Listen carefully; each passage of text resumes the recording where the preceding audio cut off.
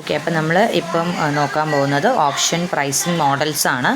നമുക്ക് മെയിനായിട്ടും 2 option pricing models ആണുള്ളത്. അപ്പോൾ എങ്ങനെയാണ് ഒരു ഓപ്ഷനെ പ്രൈസ് ചെയ്യേണ്ടത്? അപ്പോൾ ഓപ്ഷൻ യൂഷ്വലി നമ്മൾ അണ്ടർലൈങ് അസറ്റ് ഇപ്പോൾ 100 രൂപയാണെങ്കിൽ അങ്ങനെ നമ്മൾ അണ്ടർലൈങ് അസറ്റ് പറയുമെങ്കിലും ഓപ്ഷൻ്റെ വില എന്ന് പറയുന്നത് അതല്ല.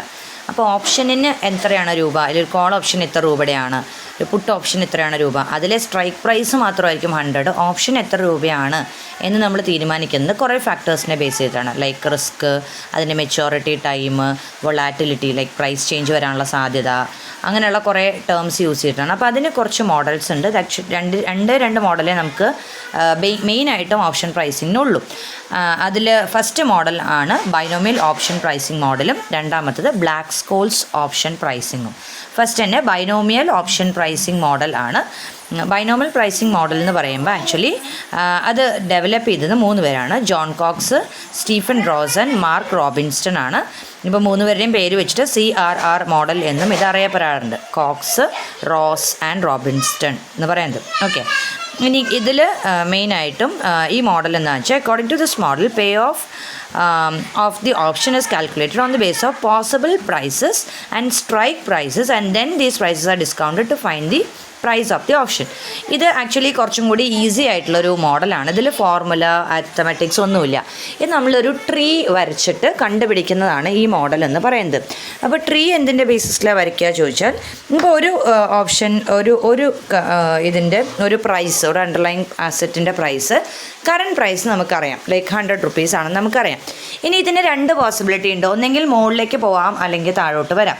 അപ്പോൾ ലൈക്ക് ഇപ്പോൾ ഇവിടെ ഡയഗ്രാമിൽ കാണിച്ച പോലെ, ഇപ്പോൾ സപ്പോസ് ഒരു 20% ഹയർ ആവുകയും 20% ലോവർ ആവുകയും, അങ്ങനെ 2 ഓപ്ഷൻസാണ് നമ്മുടെ 2 സാധ്യതകളാണ് നമ്മുടെ മുമ്പിലുള്ളതെങ്കിൽ നമ്മൾ 2 പ്രൈസും അതിൽ കോട്ട് ചെയ്ത് കാണിക്കും. ഇനി ഈ 2 പ്രൈസിനും ഒരു പ്രോബബിലിറ്റി ഉണ്ടാവും അല്ലേ. ഇപ്പോൾ എപ്പോഴും 100% പ്രോബബിലിറ്റി കൂടാനും 100% പ്രോബബിലിറ്റി കുറയാനും ആയിരിക്കില്ല. ലൈക്ക് ഒരു 60% പ്രോബബിലിറ്റി പ്രൈസ് കൂടാനായിരിക്കും, 40% ബാക്കിയുള്ളത് പ്രൈസ് കുറയാനായിരിക്കും.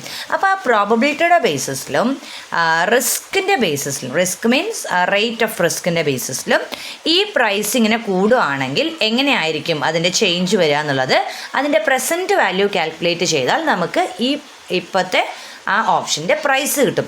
ഇപ്പോൾ ഇങ്ങനെ 100ൻ്റെ 120 ആവാനാണ് പോസിബിലിറ്റി. അവിടെ അതിൻ്റെ പ്രോബബിലിറ്റി എന്ന് പറയുന്നത് ലൈക്ക് 60% ആണെങ്കിൽ നമ്മൾ ഇൻറ്റു 0.60 ചെയ്യും.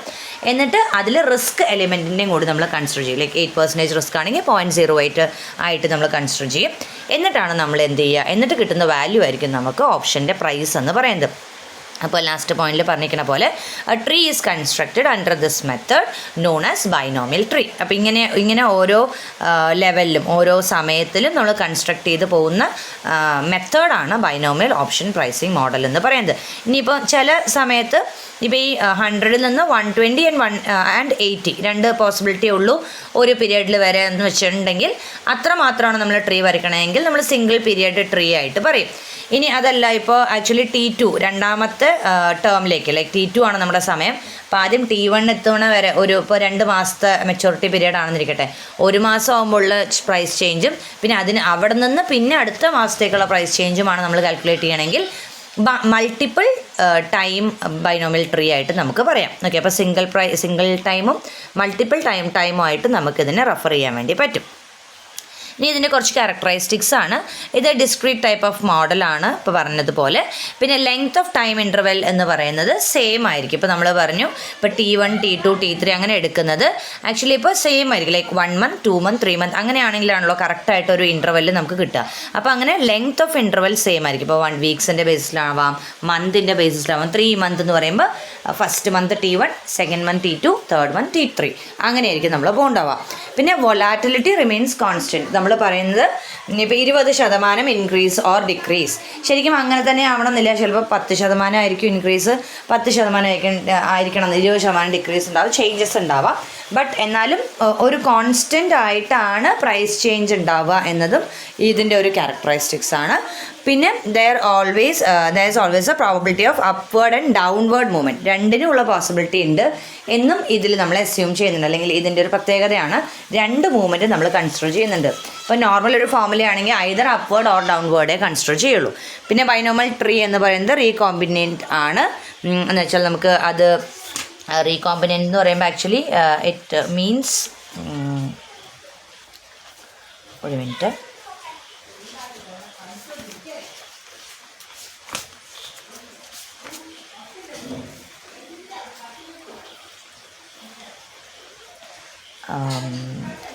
yes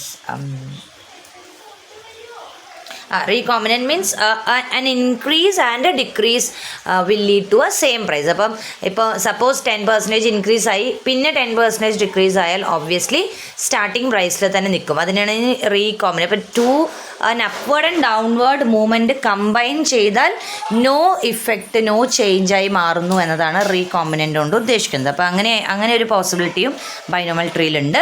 പിന്നെ option prices determined by backward process calculation. അപ്പോൾ നമ്മൾ ഓരോ ഇയർ കഴിയുമ്പോൾ ബാക്ക്വേർഡിലേക്ക് കാൽക്കുലേറ്റ് ചെയ്തിട്ടാണ് ആക്ച്വലി നമ്മൾ വർക്കിംഗ് ബാക്കാണ് നമ്മുടെ ഇവിടെ ചെയ്യുന്നത്. എന്നിട്ട് നമ്മൾ ഫ്രണ്ടിലോട്ട് പോയതിൻ്റെ NPV ആണല്ലോ കാൽക്കുലേറ്റ് ചെയ്യുന്നത് നേരത്തെ പറഞ്ഞത്. അപ്പോൾ ഇപ്പോൾ ഒരു മാസം കഴിഞ്ഞിട്ടുള്ള പ്രൈസ് മൂവ്മെൻറ്റ് ഇങ്ങനെയാണെങ്കിൽ അതിൻ്റെ പ്രസൻറ്റ് വാല്യൂ എന്തായിരിക്കും എന്ന് പുറകിലോട്ട് കാൽക്കുലേറ്റ് ചെയ്തിട്ടാണ് നമ്മൾ പ്രസൻറ്റ് വാല്യൂയിലോട്ട് എത്തുന്നത്. അതാണ് അതിൻ്റെ ബാക്ക്വേർഡ് ആണെന്ന് പറയാൻ കാരണം. ഓക്കെ, ഇനി ഇതിന് വേണ്ടി കുറച്ച് എസംഷൻസ് ഉണ്ട്. ഈ തിയറി വർക്ക് ചെയ്യുന്നത് കുറച്ച് എസംഷൻ്റെ പുറത്താണ്. ഫസ്റ്റ് തന്നെ current selling price or spot price takes only 2 possible.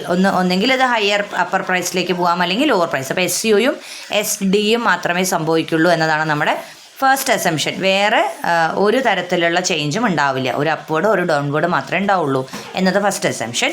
പിന്നെ പെർഫെക്റ്റ് മാർക്കറ്റ് കണ്ടീഷനാണ് വർക്ക് ആവുന്നത് എന്നതും ഒരു അസംഷനാണ്. പിന്നെ there is no possibility of arbitration. Arbitration പറയുമ്പോൾ ഡിഫറെൻറ്റ് മാർക്കറ്റ്സ് ഉണ്ടാവാനുള്ള പോസിബിലിറ്റി ഇല്ല. ആർബിട്രേജ് വർക്ക് ആവാനുള്ള പോസിബിലിറ്റി ഇല്ല. എല്ലാ മാർക്കറ്റിലും ഒരുപോലെ തന്നെയാണ് വർക്കാവുന്നത് എന്നതാണ് ഒരു അസംഷൻ.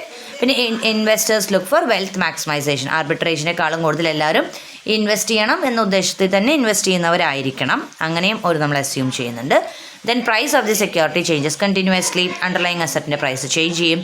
പിന്നെ എക്സൈസ് പ്രൈസ് എന്ന് പറയുന്നത് മെയിൻലി അവിടെ വന്നിട്ടില്ല.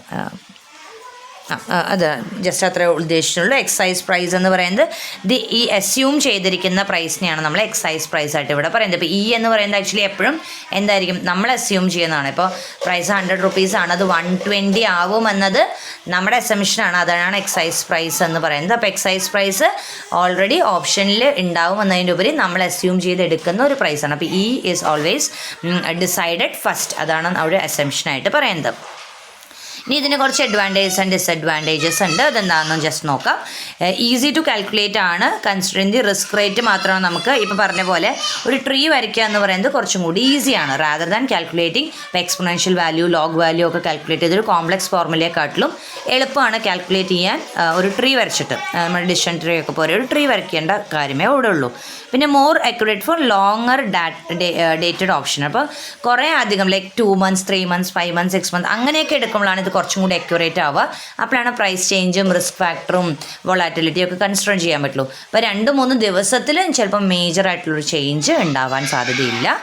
പിന്നെ യൂസസ് സിമ്പിൾ മാത്തമാറ്റിക്കൽ കാൽക്കുലേഷൻ. ഇപ്പോൾ പറഞ്ഞ പോലെ നമ്മൾ ആയിക്കൂടെ കൺസിഡർ ചെയ്യുന്നത് എന്താ risk free rate, probability, present value, അങ്ങനെയുള്ള സിമ്പിൾ ടേംസ് മാത്രമേ ഇവിടെ കൺസിഡർ ചെയ്യുന്നുള്ളൂ. പിന്നെ ഇത് കുറച്ചും കൂടി സ്യൂട്ടബിൾ അമേരിക്കൻ ഓപ്ഷന് വേണ്ടിയിട്ടാണ്. പിന്നെ it explains how riskless hedge lead to finding out the price option. ഇപ്പോൾ റിസ്ക്ലെസ് ആയിട്ടുള്ള ഓപ്ഷൻ അതായിരിക്കും ഇവിടെ കുറേ കൂടി കൺസിഡർ ചെയ്യുന്നത്. നമ്മളിപ്പോൾ അസംഷനിൽ പറഞ്ഞു പെർഫെക്റ്റ് മാർക്കറ്റാണ്, ആർബിട്രേജ് ഇല്ല, എല്ലാ ഇൻവെസ്റ്റേഴ്സും വെൽത്ത് മാക്സിമൈസേഷനും ഉദ്ദേശിക്കണം എന്നുള്ളത്. അപ്പോൾ അവിടെ റിസ്ക്ലെസ് ഹെഡ്ജിങ് ആണ് കൂടുതലായിട്ട്. അങ്ങനെയുള്ള സിറ്റുവേഷനിൽ എങ്ങനെ പ്രൈസ് കണ്ടുപിടിക്കാം എന്നതാണ് ഇവിടെ കാണുന്നത്. പിന്നെ it is better model for valuing employee stock option, interest rate option, currency option, ഇങ്ങനത്തെ അസറ്റുകളിലാണ് അണ്ടർലൈങ് അസറ്റിലോ അല്ലെങ്കിൽ ഇങ്ങനത്തെ ടൈപ്പ് ഓഫ് ഓപ്ഷൻസിലാണ് ഇത് കൂടുതലായിട്ട് ആപ്ലിക്കബിൾ ആവുക. ഇനി സ്വാഭാവികമായിട്ടും ഇതിന് കുറച്ച് ലിമിറ്റേഷൻസ് ഉണ്ട്. അതെന്താണെന്ന് ചോദിച്ചാൽ ഫസ്റ്റ് തന്നെ ബേസിക്കലി ഇതിൽ 2 ഓപ്ഷനേ ഉള്ളൂ. ഒന്നെങ്കിൽ പ്രൈസ് 20% കൂടുക അല്ലെങ്കിൽ പ്രൈസ് 20% കുറയുക. ഇതിൻ്റെ ഇടയ്ക്കും കുറേ സിറ്റുവേഷൻസ് പോസിബിൾ ആണ് which is not being discussed in here. അപ്പോൾ ഇപ്പം നമുക്ക് എപ്പോഴും ഇങ്ങനെ തന്നെ ആവണമെന്നില്ല. കറക്റ്റ് ഒരേ പെർസെൻറ്റേജ് അപ്പറും ലോവറും വാല്യൂ തന്നെ ആവണമെന്ന് യാതൊരു നിർബന്ധവും ഒരിക്കലും ഒരു പ്രാക്ടിക്കൽ മാർക്കറ്റിൽ എടുക്കാൻ വേണ്ടി പറ്റില്ല. അതാണ് ഫസ്റ്റ് ലിമിറ്റേഷൻ. ഇനി സെക്കൻഡ് ദിസ് റിലേറ്റീവ്ലി സ്ലോ. ഇപ്പം നമ്മൾ പറഞ്ഞു റിസ്ക് റേറ്റും പ്രോബബിലിറ്റിയാണ് നമ്മൾ ഇതിൽ കൺസിഡർ ചെയ്യുന്നത്. അത് കൺസിഡർ ചെയ്യുന്നു എന്നതുകൊണ്ട് തന്നെ അത് മാർക്കറ്റിൽ ഹാപ്പനിങ് ആകുമ്പോൾ മാത്രമാണ് നമുക്ക് റിസ്ക് റേറ്റ് കണ്ടുപിടിക്കാൻ വേണ്ടി പറ്റുള്ളൂ. ഇപ്പോൾ 8% റിസ്ക് ഉണ്ട് എന്ന് നമുക്ക് എപ്പോഴേ അറിയുള്ളൂ? മാർക്കറ്റ് നോക്കുമ്പോഴേ അറിയുള്ളൂ. മാർക്കറ്റ് നോക്കിക്കഴിഞ്ഞിട്ട് അങ്ങനെ ഒരു റേറ്റ് കണ്ടുപിടിച്ച് അതിൻ്റെ NPV കാൽക്കുലേറ്റ് ചെയ്യുമ്പോൾ ഏറെക്കുറെ സംഭവങ്ങളൊക്കെ സംഭവിച്ചു കഴിഞ്ഞിട്ടായിരിക്കും നമ്മൾ ഈ ചേഞ്ച് ഇൻ പ്രൈസ് കണ്ടുപിടിക്കാൻ പോകുന്നത്. അപ്പോൾ which is relatively slow. Okay. പിന്നെ നോൺ പ്രാക്ടിക്കൽ സൊല്യൂഷനാണ് when the number of shares large ആണെങ്കിൽ, number of asset underlying asset കുറേ ഉണ്ടെങ്കിൽ എല്ലാത്തിനും ഇങ്ങനെ ഓരോ ട്രീ വരച്ച് അത് കമ്പൈൻ ചെയ്ത് എടുക്കുക എന്ന് പറയുന്നത് വളരെ കോംപ്ലക്സ് ആയ പ്രോസസ്സാണ്. അപ്പോൾ 1-2 അസറ്റുകളുടെ പുറത്തുള്ള ഓപ്ഷൻ മാത്രമാണ് ഇത് പ്രാക്ടിക്കൽ ആവുള്ളൂ. അല്ലാത്ത പക്ഷം ഇത് ഭയങ്കര കോംപ്ലക്സ് ആയി മാറും. നെക്സ്റ്റ് ലോ തന്നെ പറഞ്ഞിരിക്കുന്നത് മോർ കോംപ്ലക്സ് ആണ്. ഒരു ട്രീ വരയ്ക്കുമ്പോൾ കുറേ അധികം പീരീഡുകൾ കാൽക്കുലേറ്റ് ചെയ്ത് കോംപ്ലക്സ് ആവാനുള്ള സാധ്യതയുണ്ട്. ഓക്കെ. അപ്പോൾ ഇത്രയാണ് നമ്മുടെ BOPM മോഡലിൽ പറയുന്നത്. ഇനി അടുത്ത ഇതിൻ്റെ കോൺട്രറി ആയിട്ടുള്ള അല്ലെങ്കിൽ ഇതിൻ്റെ ലിമിറ്റേഷൻസ് ഓവർകം ചെയ്യാൻ വേണ്ടി വന്നിട്ടുള്ള അടുത്ത മോഡലാണ് black and Scholes option pricing model എന്ന് പറയുന്നത്. ഇതിൽ ഈ മോഡൽ ആക്ച്വലി എന്താണെന്ന് വെച്ചാൽ സ്റ്റോക്ക് പ്രൈസും സ്ട്രൈക്ക് പ്രൈസും എക്സ്പിറേഷൻ ഡേറ്റും റിസ്ക് ഫ്രീ റിട്ടേണും സ്റ്റാൻഡേർഡ് ഡീവിയേഷൻ, അതിന് വോളറ്റിലിറ്റി കാണിക്കുന്ന സ്റ്റാൻഡേർഡ് ഡീവിയേഷൻ ഓഫ് സ്റ്റോക്കും ആണ് എടുക്കുന്നത്. ഇപ്പോൾ ഇത്രയും കാര്യങ്ങൾ കൺസിഡർ ചെയ്തിട്ടുള്ള ഒരു ഫോർമുലയാണ് ആക്ച്വലി ബ്ലാക്ക് കോളിൻ്റെ മോഡലിലുള്ളത്. ആൻഡ് ഇത് യൂഷ്വലി യൂസ് ചെയ്യുക യൂറോപ്യൻ കോൾ ഓപ്ഷനിലാണ്. BOPM എപ്പോഴും യൂസ് ചെയ്യുക മോസ്റ്റ്ലി അമേരിക്കൻ കോൾ ഓപ്ഷനിലാണ്. അപ്പോൾ ഇതാണ് ഇവിടുത്തെ ഫോർമുല എന്ന് പറയുന്നത്. C equal to SN of D1. SN of D1, SN എന്ന് പറയുമ്പോൾ S spot price into normal distribution of D1 minus expiration excise price into exponential of the exponential എടുക്കുന്ന എന്താണ് റിസ്ക് റേറ്റിനെയും ടൈമിനെയും ബേസ് ചെയ്തിട്ട് എക്സ്പോണൻഷ്യൽ വാല്യൂ എടുക്കുക, into ചെയ്യുക and again into multiply it with normal distribution into D2. ഇനി ഈ D1ഉം D2ഉം actually ഒരു കോംപ്ലക്സ് ആയിട്ടുള്ള സാധനമാണ്. അത് കാൽക്കുലേറ്റ് ചെയ്താൽ മാത്രമാണ് നമുക്ക് ബാക്കി ചെയ്യാൻ പറ്റുള്ളൂ. D1 D2 കാൽക്കുലേറ്റ് ചെയ്യുന്നത് log value of spot price by expiration price plus rate of risk free return plus normal distribution square by 2 into T time divided by again sigma normal distribution into root of T. ഇങ്ങനെ എടുത്താലാണ് D1 കിട്ടുക. And D2 is nothing but D1 minus sigma into root of T. ഇങ്ങനെ ചെയ്യുമ്പോഴാണ് D2 നമുക്ക് കിട്ടുക. അപ്പോൾ D1 D2 ആദ്യം calculate ചെയ്തിട്ട് അതിനെ ഈ ഫോർമുലയിൽ ഇടുമ്പോഴാണ് നമുക്ക് ബ്ലാക്ക് സ്കോളിൻ്റെ വാല്യൂ പ്രകാരം ഒരു value of a price option അല്ലെങ്കിൽ ഒരു പ്രൈസിങ് ഓഫ് എൻ ഓപ്ഷൻ നമുക്ക് ചെയ്യാൻ വേണ്ടി പറ്റും. ഇനി നമ്മൾ കുറച്ച് അസംഷൻസ് ഉണ്ട്, ഇതിലും കുറച്ച് അസംഷൻസ് ഉണ്ട്. അതെന്തൊക്കെയാണെന്നുള്ളത് നോക്കാം. Risk free rate is constant through out the expiration rate period expiration time എന്ന് പറയുന്നത് ആറാണ് നമ്മൾ റിസ്ക് ഫ്രീ റേറ്റ് ആയിട്ട് എടുക്കുന്നത്. അപ്പോൾ 6 എപ്പോഴും ലൈക്ക് 1 ഇയർ ആണെങ്കിലും 2 ഇയർ ആണെങ്കിലും 6 കോൺസ്റ്റൻ്റ് ആയിരിക്കും എന്നതാണ് ഫസ്റ്റ് അസംഷൻ, വിച്ച് ഇസ് ഒരു അസംഷൻ മാത്രമാണ്. റിസ്ക് ഫ്രീ റേറ്റ് എപ്പോഴും ഈ പറഞ്ഞ പോലെ മാർക്കറ്റ് റേറ്റ് മാറുന്നതിനനുസരിച്ച് മാറാം. ബട്ട് അത് കോൺസ്റ്റൻ്റായി ഇരുന്നാലേ ഈ ഫോർമുല വർക്കാവുള്ളൂ. കാരണം നമ്മൾ 6 കാൽക്കുലേഷൻ ഒരേ തന്നെയാണ് എല്ലാവിടെയും ചെയ്യണത്. അതുകൊണ്ട് 6 കോൺസ്റ്റൻ്റ് ആണ് എന്നതാണ് ഫസ്റ്റ് അസംഷൻ. പിന്നെ അൺനെസസറി കോസ്റ്റുകൾ ഒന്നും തന്നെ ഇല്ല. ലൈക്ക് ട്രാൻസാക്ഷൻ കോസ്റ്റ് ഇല്ല, ടാക്സ് കോസ്റ്റ്, ഈ സാധനങ്ങളൊന്നും നമ്മൾ കൺസിഡർ ചെയ്യുന്നില്ല. പിന്നെ ആർബിട്രേജ് ഓപ്പർച്യൂണിറ്റിയും ഇല്ല എന്ന് തന്നെയാണ് മറ്റേ BOPM മോഡലിലും അതൊരു അസംഷനാണ്, ഇതിലും അതൊരു അസംഷനാണ്. പിന്നെ short selling is permitted. Like short selling means within period നമുക്ക് സെല്ല് ചെയ്യാനുള്ള ഓപ്ഷൻ അവൈലബിൾ ആണ് എന്നതും അസംഷനാണ്. ഇഫ് അറ്റ് ഓൾ ഓക്കെ ആണെന്ന് തോന്നുകയാണെങ്കിൽ ഇൻവെസ്റ്റർ മേ സെൽ. ഇനി volatility of underlying asset is known and is constant. Volatility നോണുമാണ്, കോൺസ്റ്റൻ്റ് ആണ്. അതാണ് നമ്മൾ സിഗ്മ ആയിട്ട് ഇവിടെ റെപ്രസെൻറ്റ് ചെയ്യുന്നത്. അപ്പോൾ സിഗ്മ എന്ന് പറയുന്നത് അല്ലെങ്കിൽ സ്റ്റാൻഡേർഡ് ഡീവിയേഷൻ എന്ന് പറയുന്നത് നമ്മൾ റെപ്രസെൻറ്റ് ചെയ്യുന്ന സാധനം കോൺസ്റ്റൻ്റ് ആണ്, ഒറ്റ വാല്യൂ എടുത്തത്. അപ്പോൾ 6ഉം കോൺസ്റ്റൻ്റ് ആണ്, സിഗ്മയും കോൺസ്റ്റൻ്റ് ആണ്, നോർമൽ ഡിസ്ട്രിബ്യൂഷനും കോൺസ്റ്റൻ്റ് ആണ്. പിന്നെ മാർക്കറ്റ് എഫിഷ്യൻ്റ് ആണ്. നമുക്ക് എഫിഷ്യൻ്റ് ആണ് എന്ന് പറയാൻ കാരണം എഫിഷ്യൻറ്റ് മാർക്കറ്റ് ഹൈപ്പോത്തിസിസ് ആണ്. എന്ന് വെച്ചാൽ എല്ലാ ഇൻവെസ്റ്റർക്കും എല്ലാ ഇൻഫർമേഷനും അവൈലബിൾ ആണ് എന്നതാണ്. പിന്നെ യൂറോപ്യൻ സ്റ്റൈലാണ് എന്നതും യൂറോപ്യൻ ഓപ്ഷന് പറ്റിയതാണ് നമ്മൾ പറഞ്ഞു. അപ്പോൾ യൂറോപ്യൻ സ്റ്റൈലാണ് വർക്കാവുന്നത് എന്ന് നമ്മൾ അസ്യൂം ചെയ്യുന്നുണ്ട്. പിന്നെ share rate of return follows normal distribution. ഇപ്പോൾ റേറ്റ് ഓഫ് റിട്ടേൺ എന്ന് പറയുന്നത് എപ്പോഴും നോർമൽ ഡിസ്ട്രിബ്യൂഷനാണ് ഫോളോ ചെയ്യുന്നത്. അത് കോൺസ്റ്റൻ്റ് ആണ് എന്നതും നമ്മുടെ അസംഷനാണ്. അപ്പോൾ ഇത്രയാണ് major assumptions of Black Scholes model എന്ന്, Black and Scholes option pricing model എന്ന് പറയുന്നത്. അപ്പോൾ ഇതാണ് നമ്മുടെ 2 ഓപ്ഷൻ പ്രൈസിങ് മോഡൽസ്.